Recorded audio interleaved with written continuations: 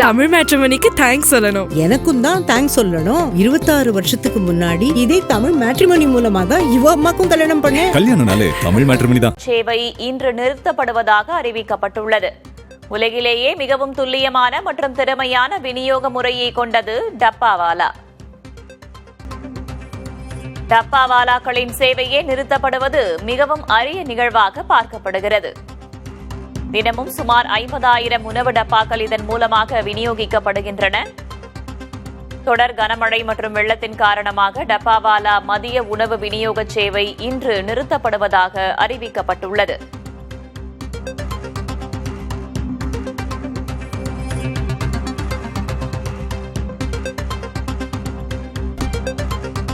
மும்பையில் 3000 டப்பாவாலாக்கள் உள்ளன.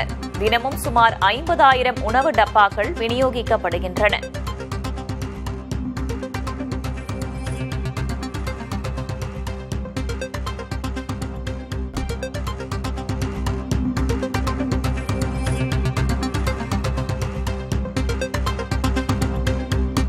பத்திரிகையாளர் திரு ஜவஹர் நம்முடைய இணைப்பில் இருக்கிறார்.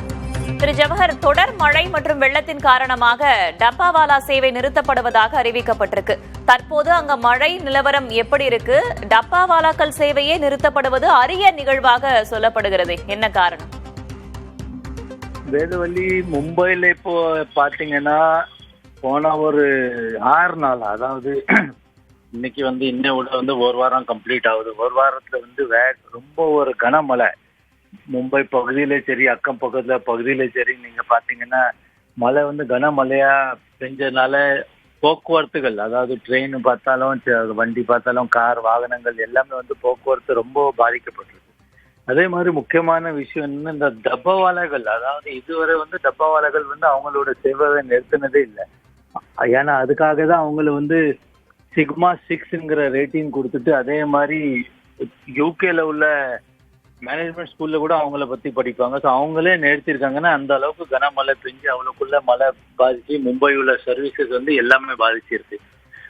முக்கியமான இடம் நீங்க பாத்தீங்கன்னா லோவர் பரேல் ஏரியா, தாதர், அந்தேரி, பேண்ட்ரா, கிங்ஸ்வெல் இந்த மாதிரி ஏரியால ஏகப்பட்ட தண்ணி கட்டி கிடக்கு. அதே மாதிரி மழை விடாத காரணத்துல தண்ணி போக்குள்ள, அதாவது ட்ரெயின் ஆகுறதுக்குள்ள வழியும் இல்லை.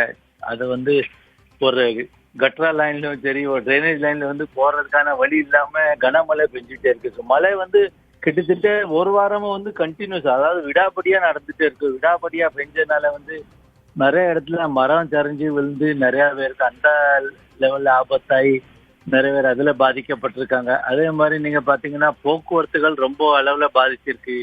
ஃபிளைட்ஸும் சரி, லோக்கல் ட்ரெயின்ஸும் சரி, மெட்ரோ லைன்ஸும் சரி.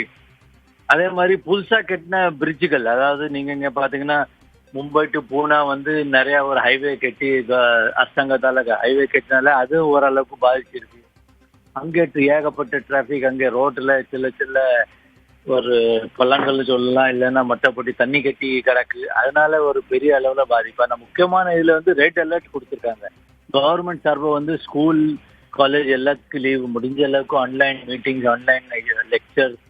அதே மாதிரி மும்பை அளவுல ஃபுல்லா ரெட் அலர்ட் கொடுத்துருக்காங்க. முக்கியமான வேலை இருந்தா மட்டும் வெளியே போங்க, இல்லைன்னா ஓரளவு சேஃப்டியாவோ வீட்லயாவோ இருங்க அரசாங்க சார்பா சொல்லப்பட்டிருக்கு. வேதவள்ளி, அலர்ட்டும் கொடுத்திருக்காங்க. மழை தொடரும் அப்படின்னு சொல்லியிருக்காங்க. இப்ப தாழ்வான பகுதிகளில் இருக்கக்கூடிய மக்களை வெளியேற்றி பாதுகாப்பான இடத்துக்கு கொண்டு செல்வதற்கு ஏதேனும் முகாம்கள் நிறுவப்பட்டிருக்கிறதா? மாநகராட்சி தரப்புல இருந்து என்னென்ன அறிவுறுத்தல்கள்லாம் வழங்கப்பட்டிருக்கு?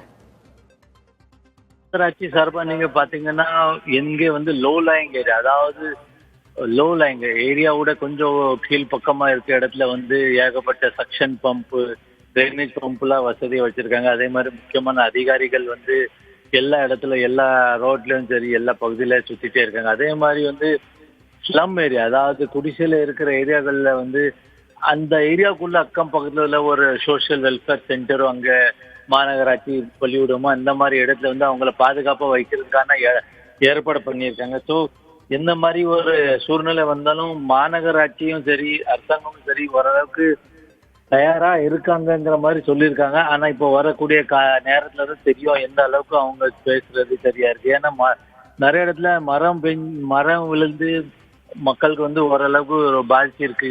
அதே வந்து எதிர்கட்சி வந்து மாநகராட்சி மழைக்கான தயாரா இல்ல, மழைக்காக எந்த மாதிரி எச்சரிக்கையான வேலை பண்ணலன்ற மாதிரி அடிக்கடி பேசுவாங்க.